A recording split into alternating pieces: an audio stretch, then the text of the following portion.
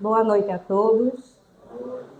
Sejam bem-vindos à Fraternidade Espírita Missionários da Luz, principalmente aqueles que chegam à nossa casa, estão chegando pela primeira vez. Sintam um abraço fraterno de todos nós, trabalhadores desta casa. Sintam-se em casa, porque a casa realmente é de todos aqueles que trabalham, que frequentam. Então, esta casa também pertence a vocês. O meu nome é Amanda, sou trabalhadora da Fraternidade. Ao meu lado está José Correia, também nosso trabalhador, né, amigo. E hoje, Correia vai trazer para a gente, para a nossa reflexão, um tema bastante importante, tá? Porque muitos de nós ainda não encontrou, digamos assim, né, um significado para esta encarnação. E o tema vai ser: qual a finalidade da encarnação dos espíritos? Todos nós, né? E ele usou como referência, vai utilizar como referência o Livro dos Espíritos, a questão 132. Vamos dar algumas informações.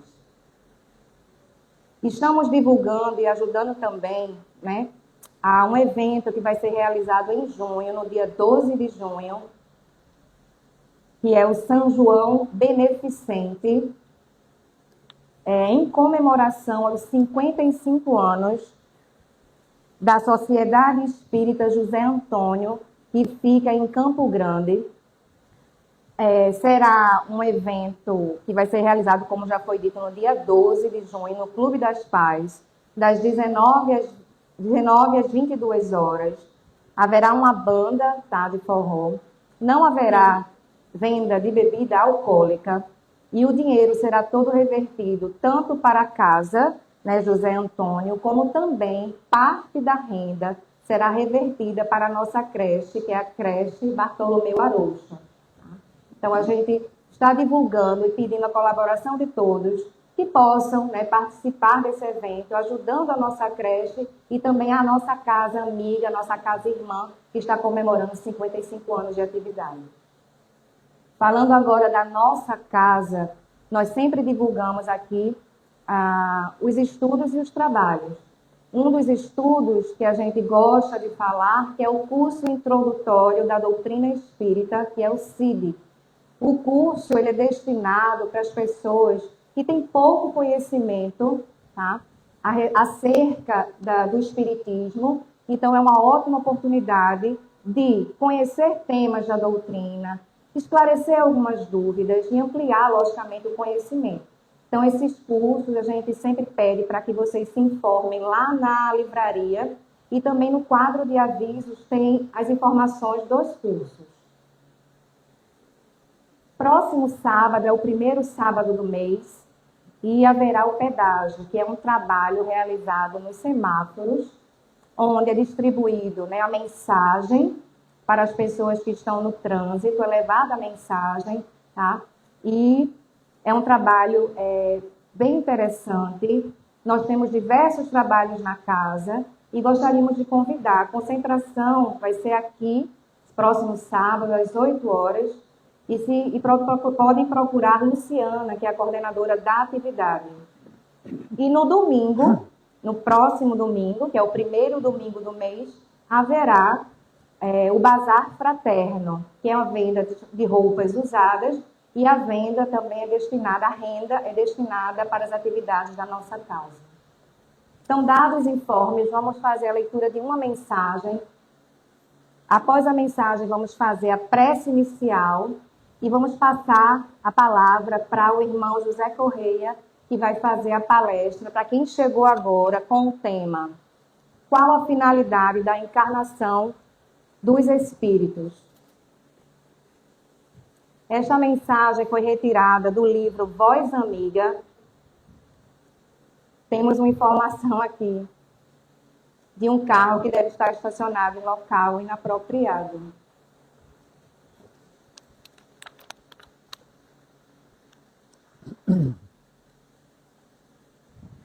Tem 2 carros aqui, um Mob branco, RNA 8H03, e um carro vermelho, OX, tem escrito. SNZ 7A1. Não consigo ler o último número. Então, por favor, quem tem um carro vermelho e um móvel branco, por favor, vá lá embaixo para ver se o carro está impedindo a entrada de algum carro, obstruindo alguma garagem. Então, vamos dar continuidade. A mensagem foi retirada do livro Voz Amiga.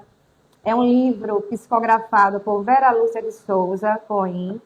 E o espírito que assina a mensagem é Amélia. Já que a gente gosta também de divulgar os trabalhos, vai falar justamente disso, da tarefa, né, que somos convidados a trabalhar. São muitas as tarefas que aguardam o teu concurso para serem realizadas. A tua demora em entender a necessidade de empenhar-se mais à causa do bem produz em ti desgaste enquanto desperdiças em recalcitrações o tempo valioso. És o espírito calceta do passado que recebeu a oportunidade ímpar de progredir, não pelas dores e sofrimentos, mas progredir pelo trabalho nobilitante e regenerador. Empunha a charrua e segue os sulcos que as outras charruas já traçaram para ti. Empenha-te em reconhecer tão pronto quanto possível a necessidade de trabalhar.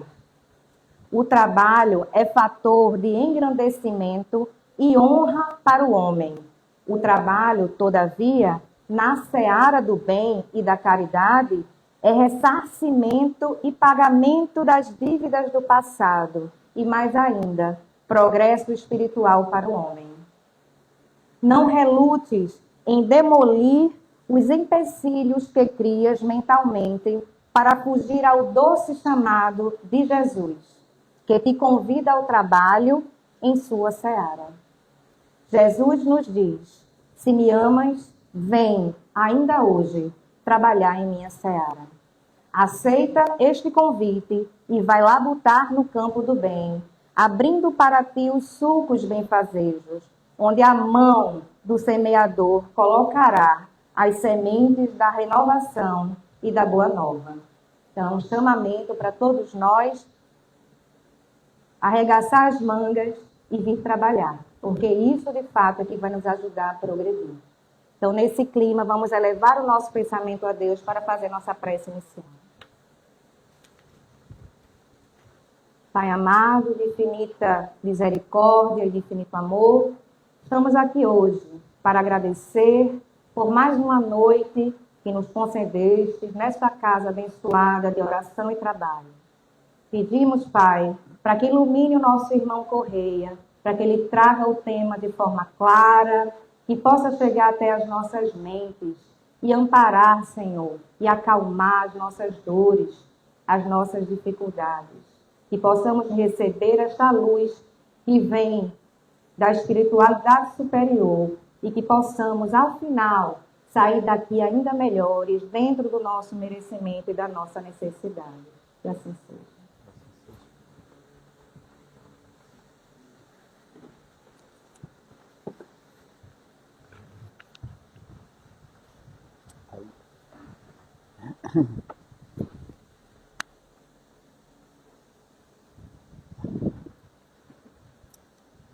Queridos irmãos presentes, boa noite a todos. Boa noite. Alegria estar aqui novamente no trabalho da tribuna, porque eu sempre estou aqui na casa trabalhando em outras áreas, para que nós possamos realizar um trabalho de divulgação dos ensinos de Jesus, mas que não fique apenas nas palavras, que nós possamos trazer para nós, para cada um de nós, introspectar esses valores, essas informações, e levar na condução da nossa existência corporal. Antes de tudo, eu quero agradecer ao nosso querido Mestre Jesus pela oportunidade que me dá de estar aqui fazendo a divulgação dos seus ensinamentos. Porque sabemos que em outros momentos nós estávamos em lugares diferentes, nocivos para nós mesmos. E hoje nós estamos aqui diante dessa doutrina maravilhosa, que é o Espiritismo, a traduzir aquilo que a gente aprende, que nós não sabemos tudo ou nada da doutrina espírita. Nós estamos numa constante aprendizado, né, da doutrina espírita. E é isso que nos propomos realizar, traduzir os ensinamentos de Jesus de forma que possa haver a compreensão de cada um de nós e levarmos para o nosso dia a dia.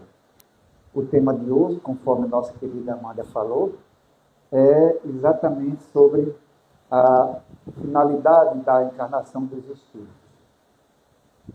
Na pergunta, na Gênesis, né, no capítulo 9, porque nós vamos abordar a pergunta 132.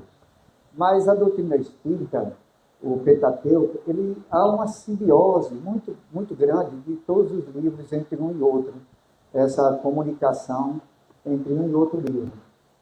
E a gente traz para a gente exatamente a questão da origem dos espíritos, que é importante que nós possamos adentrar um pouco nesse conhecimento para entender a nossa encarnação. Então, qual a origem dos espíritos, seu ponto de partida? O que Deus permite que seus mensageiros nos digam é que todos procedem do mesmo ponto de partida, que todos são criados simples e ignorantes, com igual aptidão para progredir pelas suas atividades individuais. Aí nós já começamos a entender a nossa individualidade, né? Nós já começamos a entender que, da mesma forma que todos os espíritos foram criados, eu também fui criado. Aí nós pensamos assim, mas espírito tal é evoluído. Vamos pensar, Jesus é evoluído. Claro, Jesus é evoluído.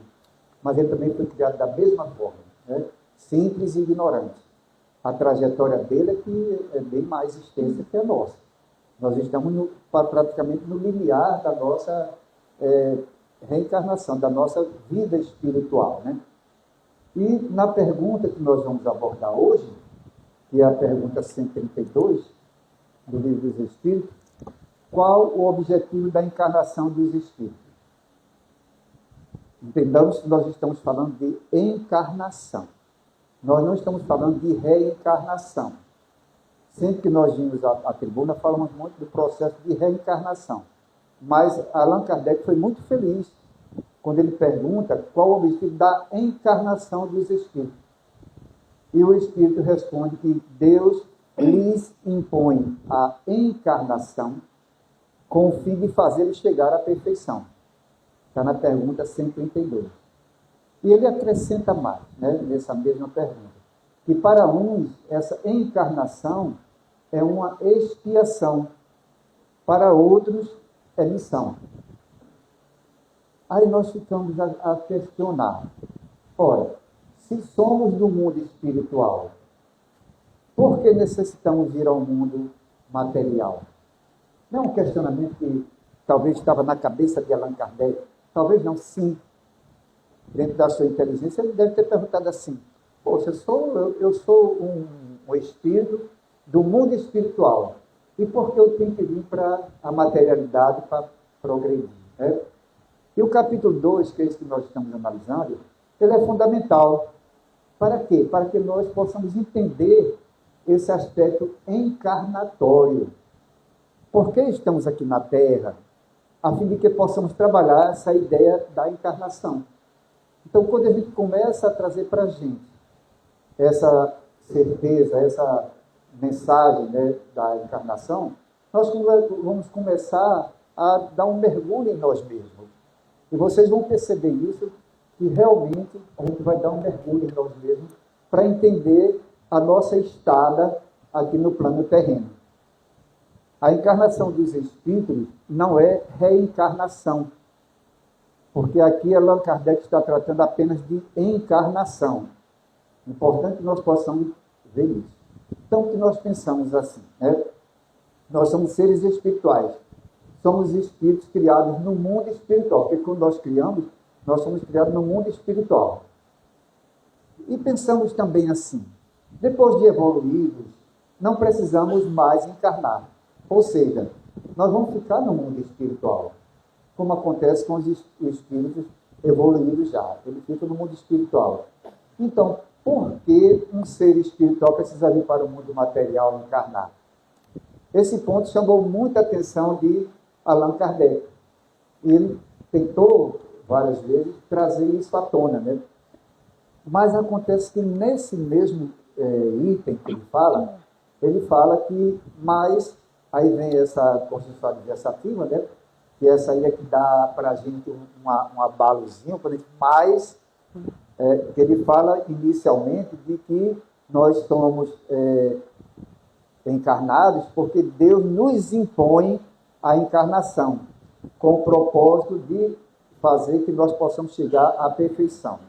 Mas, para alcançarmos essa perfeição, acrescenta o Espírito de Verdade, tem que sofrer todas as vicissitudes da existência corporal.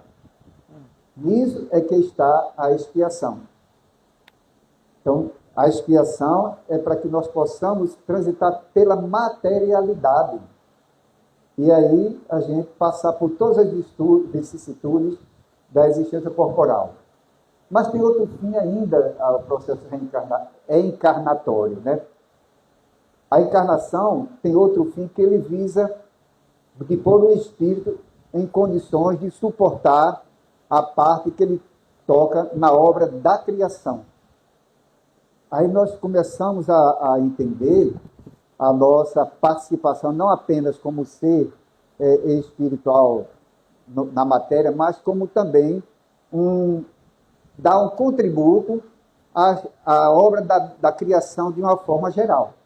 Nós fazemos parte dessa obra da criação, suportar a parte que ele toca na obra da criação. O que é que isso traz para a gente a reflexão? De que nós temos uma importância, não apenas para nós mesmos, né, nesse processo de evolução até chegar ao processo de perfeição, como também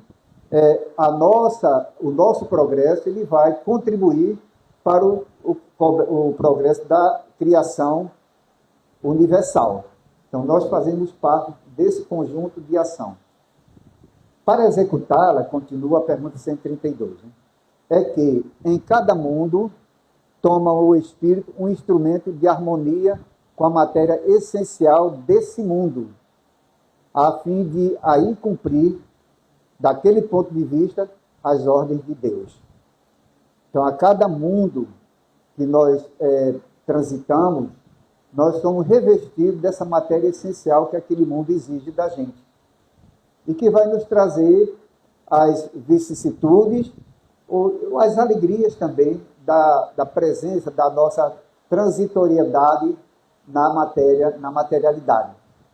Então, é essa matéria essencial desse mundo que vai fazer com que nós possamos cumprir as ordens de Deus enquanto a gente estiver no trânsito da materialidade. E é assim que, concorrendo para a obra geral, o Espírito se adianta. Nós próprios nos adiantamos. Então, veja como é importante que a gente possamos fazer essa reflexão de nós mesmos, das nossas ações, da nossa conduta, dos nossos pensamentos, enquanto encarnado. Enquanto encarnado. Porque, a partir do momento em que eu estou realizando tudo o que foi deliberado pelas leis divinas, eu estou contribuindo para o impulsionamento da obra de Deus. Da obra de Deus. Vamos adiante, né? Pergunta 88. Os espíritos têm forma determinada, limitada e constante? E o espírito responde: para vós, não. Para nós, sim. O espírito é, se quiserdes, uma chama, um clarão ou uma centelha etérea. Mas que definição se pode dar dos espíritos? São seres inteligentes da criação e povoam o universo fora do mundo material. Nós somos espíritos. Nós somos seres inteligentes. Essa inteligência, ela teve uma trilha, né? Percorreu uma trilha em longas datas para que nós pudéssemos chegar a ser esse espírito inteligente que somos nós. nós vamos encontrar na Gênesis essa caminhada, e também vamos encontrar no livro O Problema do Ser, do Destino e da Dor, de Leon Denis, essa caminhada nossa como espírito, como essa centelha, que ele define aqui como a chama, um clarão ou uma centelha etérea. E a partir do momento em que nós fomos arremessados, né, essa centelha divina, né, essa chama, esse clarão, para habitar esse ambiente em que ele diz que nós vamos entrar em harmonia com esse ambiente, com esse plano, nós começamos um processo de evolução do princípio espiritual, como centelha que nós somos. Porque a proposta de Jesus para nós é que nós possamos chegar até Deus. Ou seja, brilhar intensamente, como Jesus brilha intensamente. Jesus é um ser que já chegou ao auge da caminhada espiritual, na nossa visão ainda, né, muito, muito simbólica do que seja o mundo espiritual. Então Jesus já chegou a essa condição de espírito puro e de intensidade de luz que ele é. E nós estamos caminhando para isso também como ser inteligente que nós somos. Então, na pergunta 132, voltamos novamente. Ele diz o seguinte, que a ação dos seres corpóreos é necessária à marcha do universo. Deus, porém, na sua sabedoria, quis que nessa mesma ação eles encontrassem um meio de progredir e de se aproximar dele, de Deus. Veja a sabedoria divina, né? Ele nos faz, nos cria, nos permite, nos dá essa liberdade através do livre-arbítrio, para que nós possamos caminhar para o retorno a ele. Há um livro que eu li algumas partes dele, que eu não consegui ler todo, porque ele é um pouco bem complexo, que é A Grande Síntese de Pietro Baldi, que ele fala desse processo de evolução do princípio inteligente e da evolução do ser espiritual para Deus, o retorno para Deus, né? Então, deste modo, por uma admirável lei da providência, tudo se encadeia, tudo é solidário na natureza. Tudo é solidário. As leis universais, as leis da natureza, elas conspiram para que nós possamos, através dela, no bom sentido, né, a gente conseguir fazer com que haja essa solidariedade na natureza, né? Com as nossas atitudes, nossos atos, nossa forma de ser. Aí vem a pergunta 133, dentro daquele questionamento ainda de, eu sou o ser espiritual, eu sou do mundo dos espíritos, por que eu tenho que encarnar, né?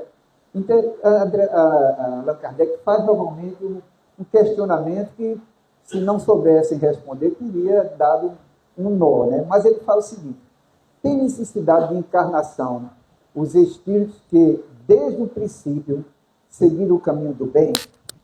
Ora, se eu sou do mundo espiritual, antes de aportar em qualquer outro mundo, eu transitei pela espiritualidade. Não é assim que nós pensamos dentro do que está sendo apresentado pelos nossos amigos espirituais, que nós viemos do mundo espiritual, né? E aportamos em um plano. Então, se eu seguir no mundo espiritual, eu passei a ser um espírito sentindo o caminho do bem, sempre tive o caminho do bem. Qual a necessidade de encarnação?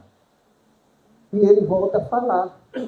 Todos são criados simples e ignorantes e se instruem nas lutas e tribulações da vida corporal. Por mais que eu tenha no plano espiritual, no mundo espiritual, caminhado fazendo bem, fazendo mal, mas eu tenho que ter a experiência da materialidade. A encarnação é o meio que nós dispomos para, vamos dizer assim, adiantar esse processo evolutivo.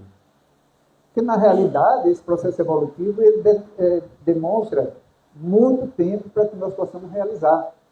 Não é em apenas uma ou duas encarnações. São milhares ou milhões de encarnações que nós não temos um tempo definido. Nós ainda não mensuramos o tempo como a espiritualidade mensura. a mensuração de tempo nossa é diferente. Nós mensuramos o tempo dentro daquilo que nós estabelecemos para a nossa convivência material.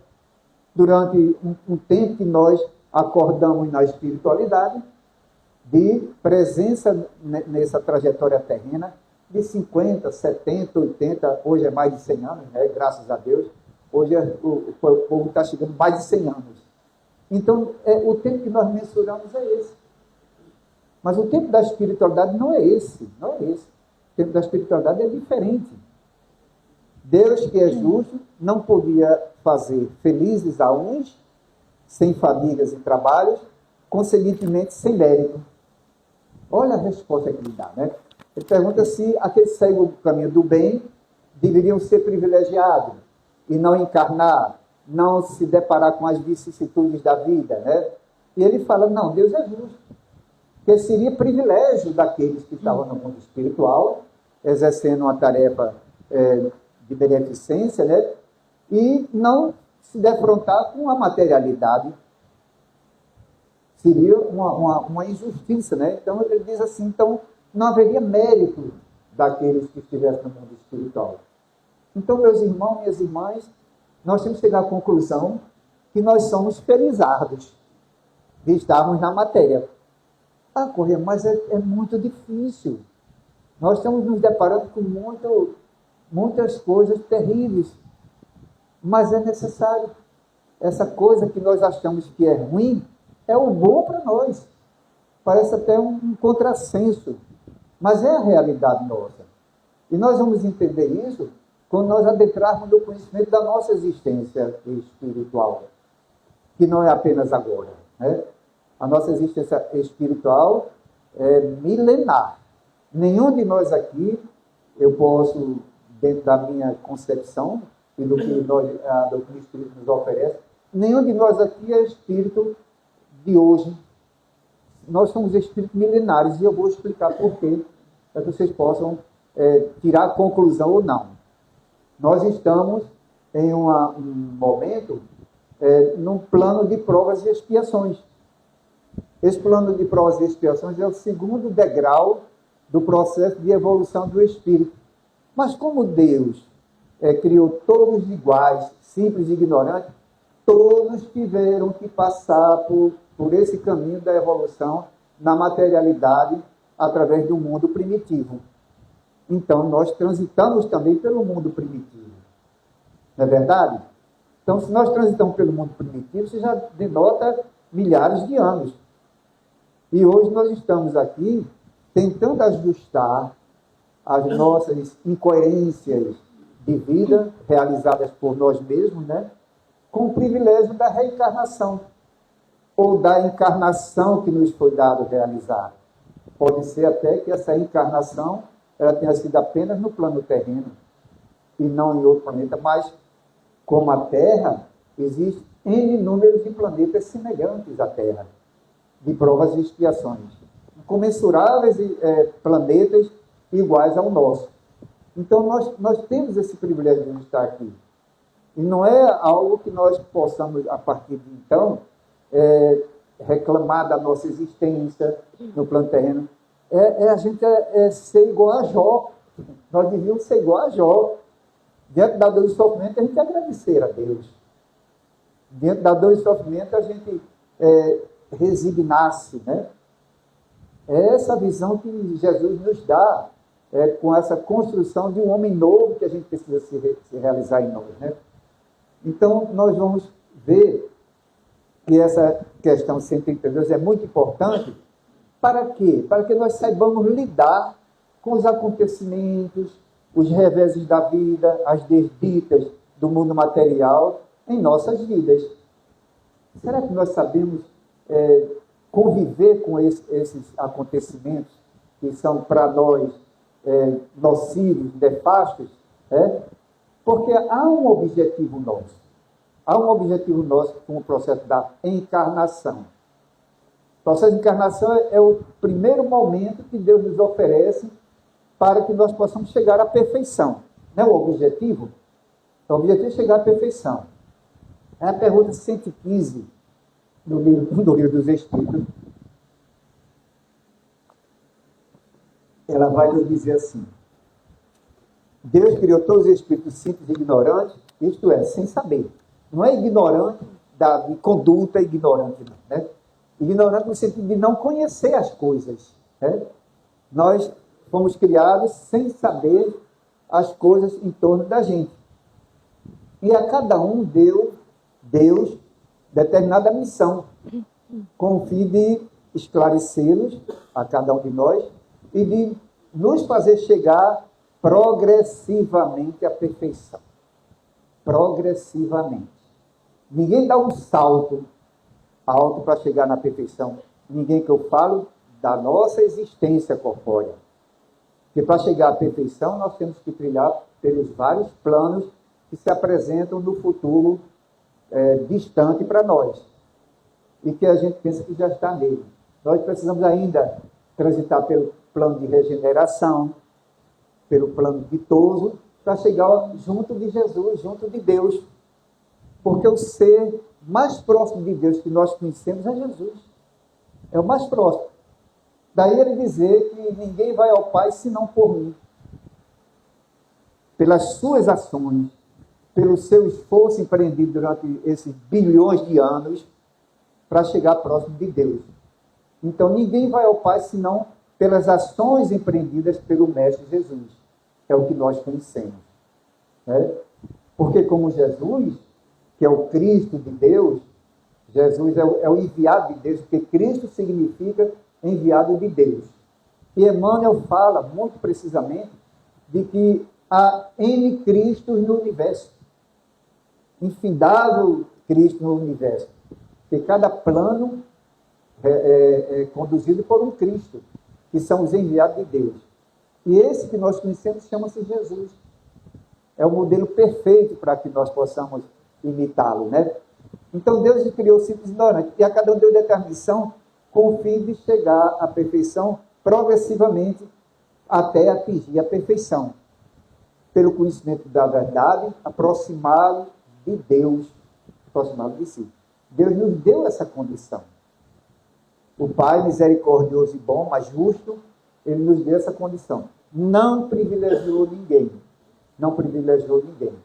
Deu a possibilidade de, dentro do nosso livre-arbítrio, nós utilizarmos a nossa vontade, o nosso desejo e caminharmos apressadamente ou paulatinamente, mas isso progressivamente. Então, essa perspectiva, ela tem que nascer em nós, deve nascer em nós. Porque o desconhecimento é que faz com que a gente possa entravar o nosso progresso.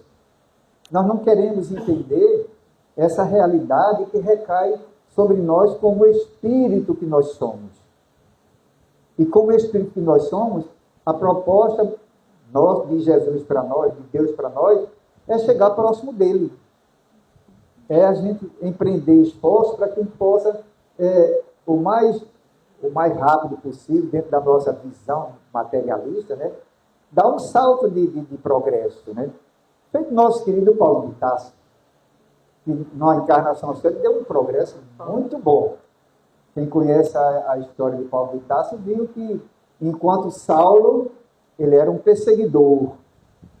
E quando ele resolveu seguir Jesus, passou a ser Paulo, e ele passou a ser perseguido. Mas não recuou.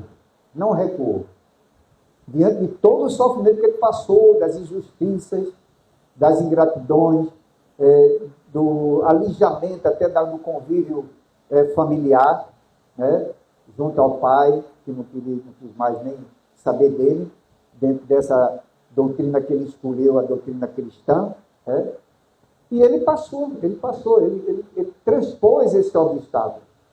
Então é dessa forma que Jesus quer trazer para nós as exemplificações, para que nós possamos, através dessas exemplificações, clara, precisa, que a doutrina espírita não tem alegoria, não tem alegoria. Ela nos mostra muito transparente a realidade que nós devemos abraçar. Ela nos mostra de uma forma muito transparente, muito clara.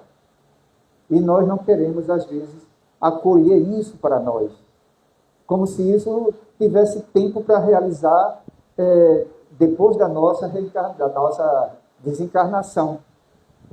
Então é preciso que nós possamos entender que esse momento é o momento que nós precisamos dar o primeiro passo, proceder à transformação. Porque quem conhece a nós mesmos somos nós. E é essa forma de transformação que Jesus pede para que nós possamos realizar, tirando o homem velho que habita em nós, fazendo surgir o homem novo, que é exatamente as nossas imperfeições morais que ainda habitam em nós. E nós sabemos que nós temos. Uns em maior proporção do que outros, mas nós temos, todos nós temos. Quem é que não tem o orgulho dentro de si? Quem é que não tem o egoísmo dentro de si? Quem é que não tem, às vezes, a maldade dentro de si? Né? Então, todos esses aspectos que impossibilitam a progressão nossa, nós sabemos que temos. E se nós realizamos esse mergulho interior e descobrimos isso, temos condição de reverter. Ou não temos? Temos condição de reverter. É a gente exercer os ensinos de Jesus. Todos os ensinos de Jesus, eles têm uma fundamentação. Não há nenhum ensino de Jesus que não seja fundamentado em algo progressista para nós, positivo para nós. Já dizia, né, se não me engano foi Gandhi, né, que disse que se todos os escritos do mundo fossem queimados, jogados fora, e restasse o sermão da montanha, a humanidade seria feliz, e se todos praticassem, né? Porque é um tratado de vida material, com vistas ao mundo espiritual, que é esse ponto de vista que nós devemos trazer para nós, o ponto de vista não apenas da materialidade. Nós temos que ter o ponto de vista do mundo espiritual, que é o verdadeiro mundo nosso. A verdadeira casa nossa é o mundo espiritual, nós estamos aqui transitoriamente. Mas vamos continuar. Então eles falam o seguinte, no Evangelho segundo o Espiritismo. Veja como é uma simbiose, né? A Gênese, livro dos Espíritos, agora vem o Evangelho segundo o Espiritismo. É um castigo à encarnação, e somente os espíritos culpados estão sujeitos a sofrê-la. A encarnação, ele pergunta, a encarnação. Né? Aí ele responde, é necessária essa passagem pela vida corporal para que os espíritos possam, primeiro, cumprir por meio de uma ação material os desígnios cuja execução Deus lhes confia. Gente, todos nós temos uma missão, temos um desígnio dado por Deus e que é acordado por nós mesmos. Foi um acordo que nós fizemos no processo da encarnação. Né? Então, todos nós temos que cumprir por meio dessa ação material. Eu sei que eu sou do mundo espiritual. Eu sei que eu vim de lá. Mas se eu preciso passar pela materialidade, porque eu tenho uma missão a cumprir, eu tenho uma ação a realizar. Eu não posso deixar de realizar. Mas essa ação ela é muito constrangedora. Ótimo. Talvez seja um contrassenso, mas é ótimo que seja constrangedora, porque eu sei que eu estou extirpando da minha alma as ações mal conduzidas de um pretérito recente ou longínquo. Né? Eu estou extirpando da minha alma essas ações mal conduzidas por mim mesmo, né? E diante das atividades que são obrigados a exercer, lhes auxilia o desenvolvimento da inteligência. Olha que maravilha! Vem? Das atividades que eu estou desenvolvendo na materialidade, eu estou cada vez mais desenvolvendo minha inteligência. Porque, às vezes, nós adormecemos na nossa inteligência. Porque está tudo muito cômodo para a gente. Né? Quando a gente se depara com algo que é constrangedor, que é martirizante para nós, o que é que a gente faz? A gente começa a botar a cabeça para funcionar, para buscar algo que seja positivo na nossa existência. Que seja transformador, vamos dizer assim. Né? Aí a gente começa a descobrir que nós temos potencialidades, outras que podem ser exercidas. Eu estou há muito tempo no emprego, estou há 20 anos, perdi o emprego. Ah, eu não sei fazer nada. A gente aprende a fazer. Vai desenvolver inteligente fazer alguma coisa. Não é assim a vida? A vida é assim.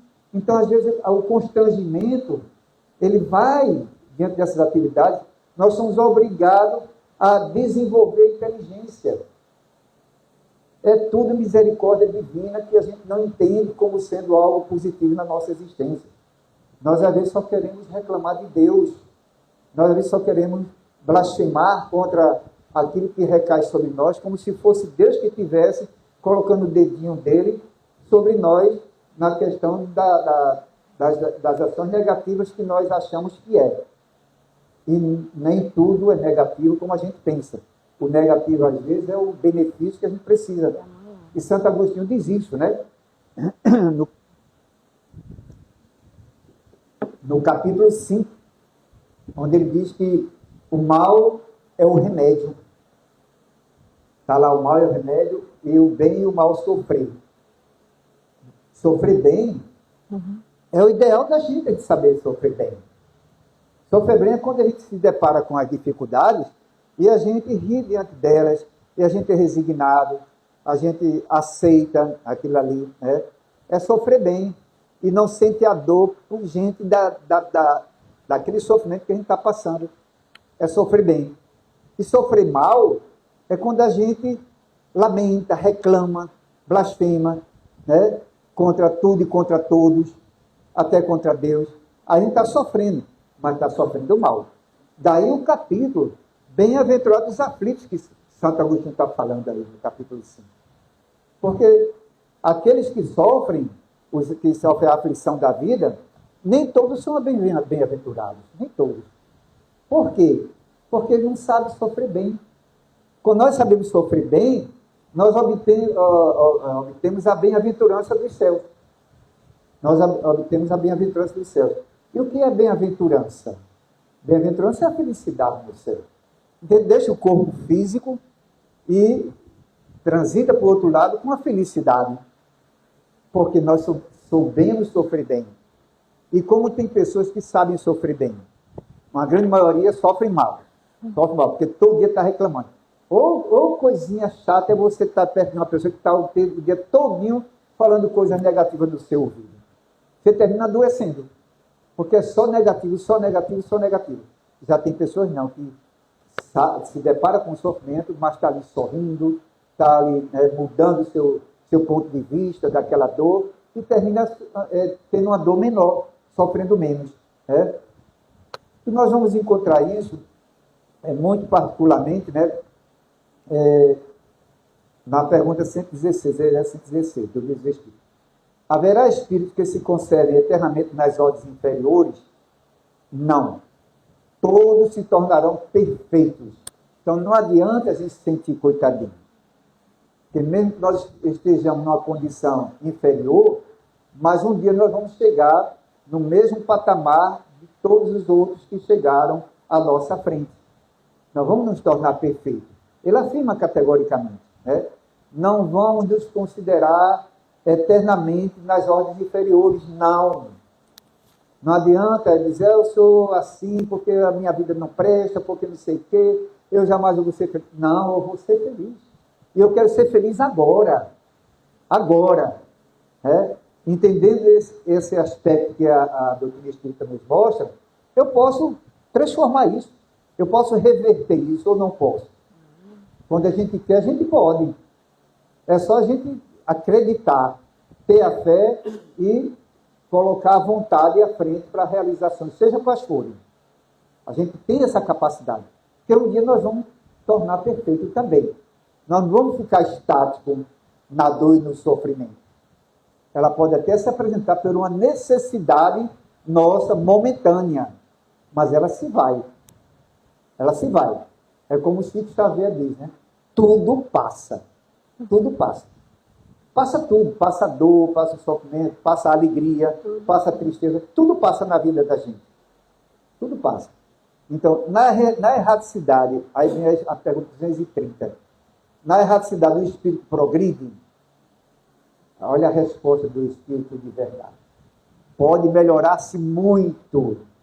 Na espiritualidade, na erraticidade, porque a erraticidade, não sei se vocês entendem, não é o local de espíritos errados, não. A erraticidade é denominada um local onde os espíritos estão aguardando uma reencarnação. É aquela fila que nós falamos em determinado momento. Há uma fila imensa de espíritos aguardando a reencarnação. E nós estamos privilegiados que já estamos reencarnados. Então, na erraticidade, o espírito progride, aí ele fala, pode melhorar-se muito, tais sejam a vontade e o desejo que tenha de conseguir. Ninguém progride se não tiver a vontade e o desejo.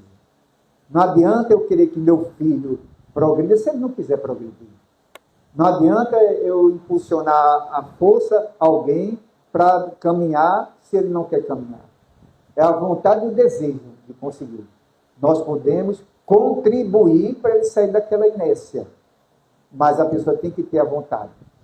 É dentro daquela visão mesmo que ele fala assim, é preciso que haja primeiro o arrependimento, para depois ter a vontade e o desejo de sair daquela situação dolorosa, né? Todavia, ele diz, pode melhorar-se muito. Aí vem o todavia, né? Adversidade, né? Adversidade. Todavia, na existência corporal, é que põe em prática as ideias que adquiriu. Ou seja, nós estamos na teoria, na erraticidade, recebendo as instruções, olha, a vida é assim, tu vai ter que caminhar dessa forma. Aí faz lá o aprendizado, a gente aprende, né, porque nós somos inteligentes. Agora vai e coloca em prática. Aqui nós não fazemos assim, né? Vamos para uma empresa, aí você vai, aprende, faz um curso, e depois você vai na prática fazer a mesma coisa. Então, na erraticidade, eu estou ali melhorando muito a questão do meu aprendizado. Mas eu estou na teoria, apenas na teoria. Mas eu tenho que realizar a prática, e a prática se realiza onde? Na existência corporal.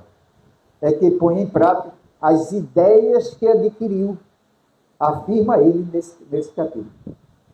E ele vai, nós vamos agora para São Luís, no capítulo 4, item 25 do Evangelho segundo o Espiritismo, onde ele diz que a passagem dos Espíritos pela vida corporal é necessária. Vocês entenderam que está havendo uma afirmativa em todos os livros? Livro dos Espíritos, a Gênese e o Evangelho? Né? Veja como está sendo essa afirmativa. Isso é para a gente macerar muito isso na nossa mente, saber que é necessário. É necessário para que eles possam cumprir, por meio de uma ação material, os desígnios cuja execução Deus lhes confia. É-lhes necessária a bem deles, visto que a atividade que são obrigados a exercer-lhes auxilia o desenvolvimento da inteligência. Fala em outras palavras que ele falou no livro dos Espíritos lá atrás. Perceberam isso? Abaixou, seu Correia. Levanta um pouco o microfone que abaixou o som. Baixou, né? É porque às vezes fica... Tá bom assim? Tá. É porque às vezes eu sinto que tá... Aí eu baixo. Mas tá bom assim agora? Tá bom. Ótimo. É uma tarefa que Deus lhes impõe quando iniciam a vida como primeira experiência do uso que farão do livre-arbítrio. É uma imposição de Deus quando inicia a vida material. A vida material, né? Para quê? Para que haja o atingimento da perfeição que nós necessitamos e que o universo precisa de nós como seres perfeitos. O universo precisa de nós, né? Os que desempenham com zelo essa tarefa transpõem rapidamente e menos penosamente os primeiros graus da iniciação e mais cedo gozam do fruto de seus trabalhos, de seus labores. Ao contrário, os que usam mal da liberdade que Deus lhe concede, retardam a sua marcha e, tal seja a obstinação que demonstrem, pode prolongar indefinidamente a necessidade da reencarnação e é quando se torna um castigo. Entenderam? A gente hoje reclama que está reencarnado. Quem não reencarna é um castigo. Olha, eu vou ler novamente, para a gente fixar bem isso aí. Os que, ao contrário, usam mal da liberdade que Deus lhes concede, retardam a sua marcha e, tal seja a obstinação que demonstrem, podem prolongar indefinidamente a necessidade da reencarnação e é quando se torna um castigo. Deus não castiga ninguém. É o nosso livre-arbítrio. Nosso livre-arbítrio. Não podemos, de maneira alguma, acreditar a Deus as nossas mazelas, as nossas dores, nosso sofrimento, as injustiças que recaem sobre nós. Porque se está recaindo sobre nós, nós já cometemos injustiça outrora. Tudo tem uma razão de ser. Tudo tem uma causa disso aí.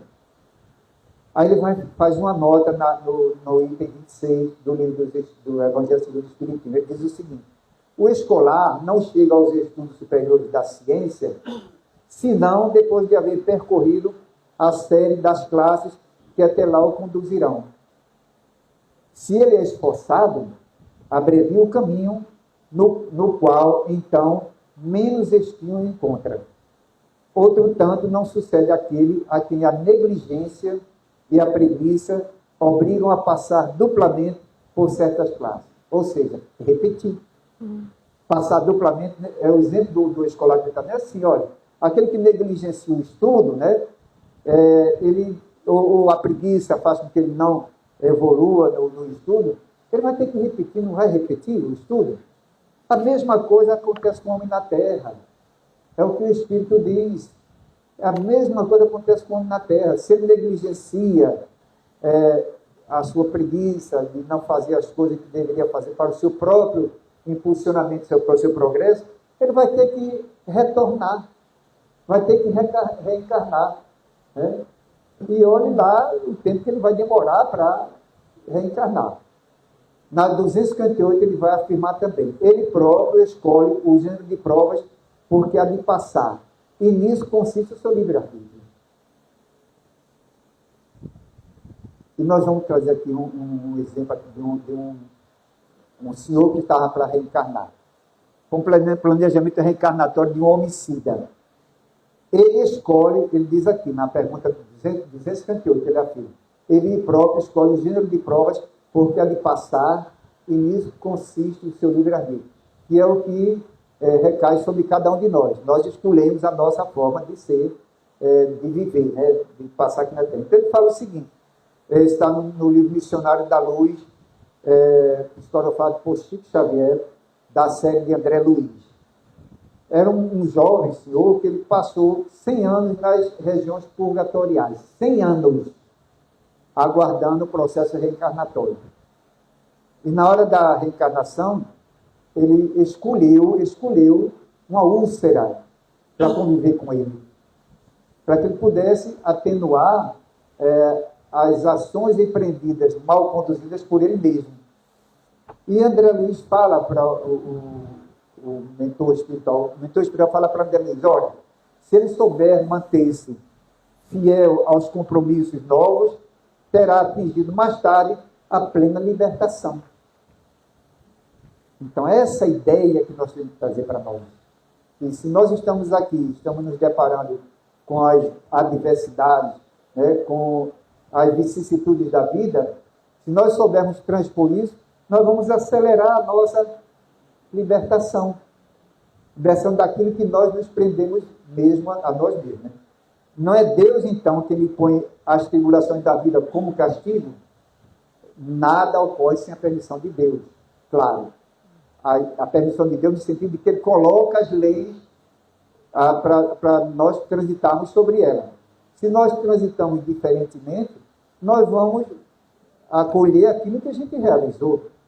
As leis vão conspirar a nosso favor ou contra nós. Né? Nada ocorre porquanto foi Deus quem estabeleceu todas as leis que regem o universo. Então, meus irmãos, está se aproximando, né?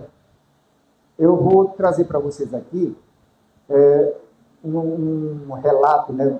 Um livro, aliás, que vem relatando a situação de um jovem que nos dá um exemplo, um jovem senhor que já desencarnou, que nos dá um exemplo do que é essa visão, a consciência do ser espiritual que ele era. Ele chama-se Jerônimo Mendonça Ribeiro. O livro chama-se O Gigante Deitado. Esse Jerônimo Mendonça, ele sofreu dores atrozes. Teve um momento em que ele não podia dormir, que não colocasse um peso, uma pedra no peito dele para amenizar a dor. Mas ele nunca desistiu. Nunca desistiu.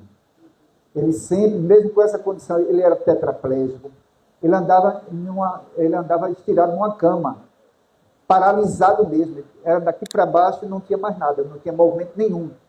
Mas o que ele fez é impressionante. É impressionante. Porque, apesar de estar em uma cama, paralisado, cego, e com a pressão de 20/0, segundo a história, né? Ele escrevia livros, ele mantinha uma creche, ele usava a comunicação, né? É o Gigante Deitado. É o Gigante Deitado o nome do livro. O Gigante Deitado. Você já viu, né? Pois é, leiam esse livro. Para dar mais ânimo a gente, gente. Não é que a gente vai se completar com a desgraça do outro, não. Ao contrário. A gente vai ver naquela pessoa um exemplo para que nós possamos transformar a nossa existência também. Então ele servia sopa todos os dias e divulgava a doutrina, viu? Ele saía em palestra por todo o Brasil, mesmo numa cama, estirado, mas ele saía. E ele traz uma frase que eu gravei, muito interessante. Ele diz assim, ninguém pode ser feliz no egoísmo. Que nós possamos trazer para nós isso aí. E aproveitar nossa encarnação, meus irmãos e minhas irmãs. Vamos vislumbrar algo que não é deste mundo. Porque Jesus já falou, meu reino não é deste mundo. Só para a gente encerrar, falta 2 minutinhos, dá para a gente fechar, não dá? Nada. Só para encerrar, vamos trazer aqui informações científicas, para que a gente possa, assim, visualizar o que nós precisamos alcançar. A gente fala muito dos mundos, há muita moral na casa do meu pai, que Jesus fala. E é verdade. E hoje a ciência diz que existe pelo menos 100 bilhões de planetas semelhantes à Terra. 100 bilhões de planetas. Isso que a ciência conseguiu detectar, gente. Então nós temos um mundo vasto pela frente para a gente transitar. O número de estrelas na Via Láctea é 300 bilhões. 300 bilhões. E a verdadeira megalópole deste pedaço do universo chama-se Andrômeda, que é a nossa galáxia vizinha. Tem 1 trilhão de sóis. Então nós não somos o único no planeta, não. No universo, não. Nós temos infinidade de planos que a gente pode vislumbrar, atingir ele, porque são planos também superiores a nós. Nós não podemos marcar passo somente no plano de provas e expiações, ou retornar para o mundo primitivo feito os exilados de Capela. Não vou me alongar mais porque o tempo estourou. Mas eu agradeço muito a compreensão de vocês, de ter ouvido silenciosamente, que isso me deu um ânimo muito bom, e que levem consigo as mensagens, não minha, mas da doutrina espírita que foi exposta aqui agora, e procurem traduzir isso para cada um de vocês no vosso dia a dia. Muito obrigado, uma boa noite a todos.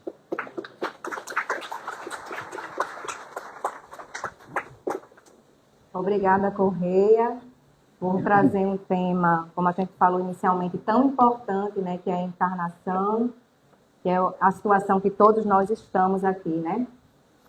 Antes de a gente fazer a prece final, a gente recebeu uma mensagem de Marília. Os seus pais chamam-se Rosa e Márcio. Se eles estiverem aqui, por favor, Rosa e Márcio, entre em contato com Marília, que ela está tentando falar com vocês desde cedo e não teve contato. Tá? Ela mandou uma mensagem pela rede social e a gente está transmitindo a mensagem dela. Por favor, entre em contato se estiverem aqui. O passe será após a prece. Pedimos que se desloquem apenas ao final da prece. Elevando nosso pensamento a Deus, vamos finalizar as nossas atividades da tribuna. Deus Pai amado, mais uma vez te agradecemos pela oportunidade da encarnação, que possamos aproveitar esta oportunidade que nos foi dada para o estudo, para o trabalho, para a prática no bem, para que a gente possa prosseguir e retornar ao plano espiritual ainda melhor do que aqui chegamos. Pedimos a Jesus, o nosso irmão maior, nosso modelo e guia, que ele possa nos auxiliar nesta tarefa, que possamos cada vez mais aprender com os seus ensinamentos, refletir, sentir e praticá-los em nossa vida. E possamos voltar aos nossos lares mais felizes do que aqui chegamos. Que assim seja. Mais uma tarefa cumprida, graças a Deus. Obrigado.